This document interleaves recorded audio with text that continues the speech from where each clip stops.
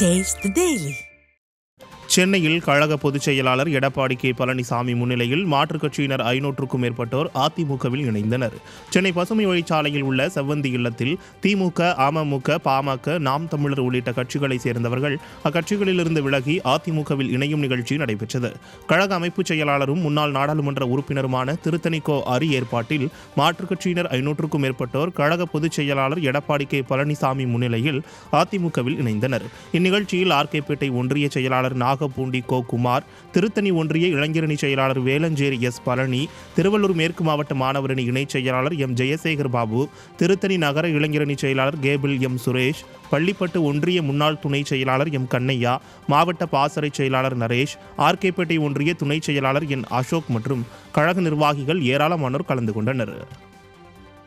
கோவை மாநகராட்சியில் மழைநீர் சேகரிப்பு தொட்டியை கழிவுநீர் தொட்டியாக மாற்றியதற்கு எதிர்ப்பு தெரிவித்த மக்களை திமுக கவுன்சிலர் மிரட்டிய சம்பவம் அதிர்ச்சியை ஏற்படுத்தியுள்ளது. கோவை மாநகராட்சி அம்மன் காலனி கிழக்கு பகுதியில் கடந்த அதிமுக ஆட்சி காலத்தில் மழைநீர் சேகரிக்க மழைநீர் சேகரிப்பு தொட்டி அமைத்து பராமரிக்கப்பட்டு வந்தது. இந்நிலையில் 93வது வார்டு திமுக கவுன்சிலர்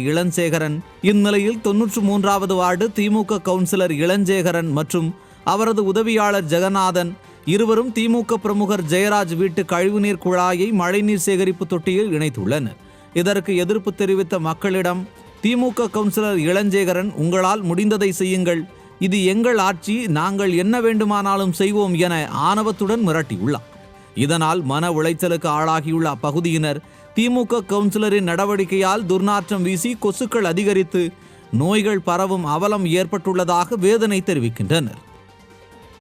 டிஎம்கே கட்சி கவுன்சிலருங்க இளஞ்சேகரன், அவர் கட்சிக்கு சேர்ந்தவங்க தான் இந்த மாதிரி வந்து நான் பணத்தை வாங்கிட்டோம், நாங்கள் தொட்டி போடுவோம், உங்களால் முடிஞ்சது பண்ணுங்கள், ஒன்றும் பண்ண முடியும், அப்போ நாங்களும் போட்டுக்கலாமா அப்படிங்கிறப்ப கேட்டாங்க. நீங்கள் எப்படி போட முடியும், நாங்கள் தான் பணத்தை வாங்கியிருக்கிறோம், பணத்தை வாங்கினதுக்காக தான் போட சொல்லியிருக்கிறோம், உங்களால் முடிஞ்சது பண்ணுங்கள், இங்கே வேணால் போய் கம்ப்ளைண்ட் பண்ணுங்கள், ஒன்றும் பண்ண முடியாது, நாங்கள் இப்படி தான் பண்ணுவோம்னு சொல்லி போட்டு அராஜகமாக பேசுகிறாங்க. இது மழைநீருக்காக போட்டது, இதனால் வந்து போட்டு ஏகப்பட்ட பாதிப்பு வருது, குழந்தைகளுக்கும் பாதிப்பு, எங்களுக்கும் பாதிப்பு. மழை காலம் வந்தாலே 3-4 மாதம் ஒன்றும் பண்ண முடியாது.